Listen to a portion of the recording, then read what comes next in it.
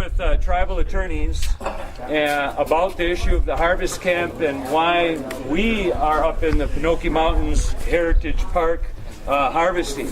I was glad that the public relations spokesman for GTAC in the last few days has stated publicly that the LCO harvest camp was not the base of operation for whatever GTAC is describing as the people that stole a cell phone and a camera and said bad things to employees. I've been up there to speak to some of those drilling people and the security that was up there. We weren't involved in planning that. We weren't involved in conducting it. None of the people from Lac-Courte have been charged with anything, and I don't think that anyone from Lac-Courte is under investigation. And based on having talked with the sheriff of Iron County, I think they're proceeding with that investigation the best way that they can, which is doing the job they have to do. I sat up on the platform down here out of town here, just about a half mile, and as media people, I'd go up there and go to that platform and walk on, and I'd look down at Phase 1, which is where we're at, Phase 2, which ends at Mount Whittlesley, Phase 4 that starts here behind us and goes up to the Penokees Gap, and Phase 5, which starts from the Penokees Gap and goes. What's interesting is on that plaque it says this used to be a mining area, but now it's this pristine, beautiful place that'll be here forever. And I thought, yeah, it kind of feels like a gold mine of beauty. And we want to keep it that way, a gold mine of beauty.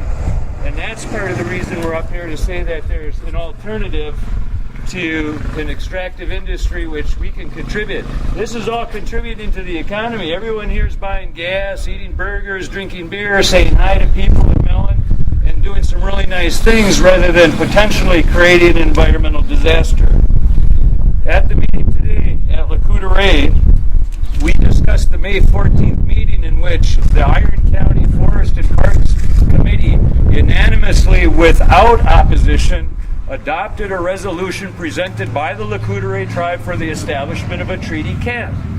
All we asked for simply was this, that in Iron County you can camp on public lands for 14 days, then you got to take your tent down and set it back up, and you can camp another 14 days. After that, you need a permit.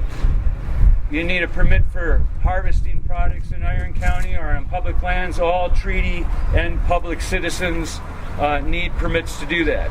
We thought we could streamline the process of treaty harvest permits and camping permits and other things by creating one camp in which people there were allowed to harvest things as their right is under the treaties, where they reserve the right to hunt, fish, gather, pick berries, wild onions, chaga, whatever it is, and save Iron County time in terms of signing all the waivers and permits, and to waive the 14-day requirement.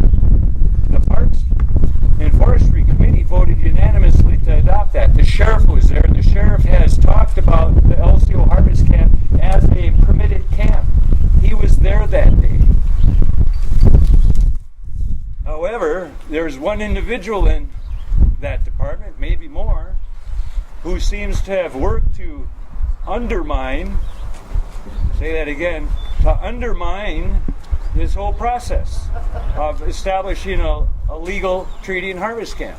His name is Gary Glonick, and you can read about Iron County's forestry business and county business on Twitter and Facebook, along with his racist, ethnocentric posts. The Lac-Courte tribe is looking into that process. They're trying to communicate with the chairman of the Board of Supervisors there, Mr. Bernardi, about the status of the harvest camp, which was dated by the committee May 1st, April 30th, 2014. Okay?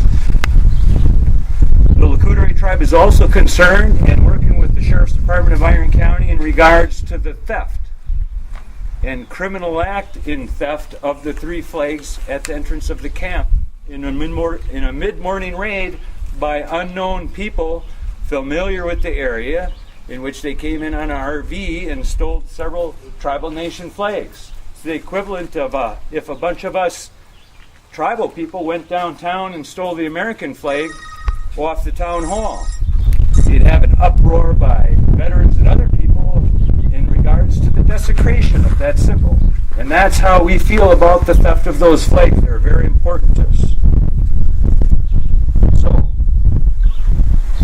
we want to continue to work on that. And finally, in regards to this security firm that was driving tourists out of northern Wisconsin, we've heard that the tourist industry has brought a tremendous amount of pressure on this mining firm to withdraw an organization hired from Scottsdale, Arizona to secure the site with assault rifles.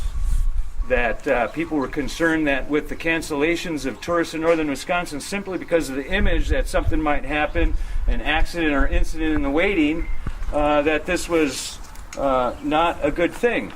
But the GTAC spokesman said something the other day that concerns me a little bit further. And what he said is we not only have these assault rifles and machine guns and these army men from Arizona that usually chase illegal immigrants around on private property back into Mexico.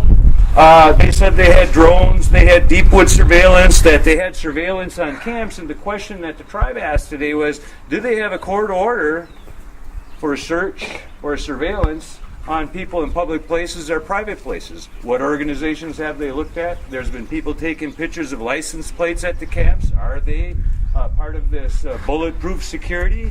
And under what authority are they acting as detectives in the state of Wisconsin? So it may be that they've withdrawn from the deep forest and the heritage park of the Penokees, but they may be nearby listening in. So at tonight's meeting at 6 o'clock, I suggested that our CAP bring some fry bread there to help feed the community.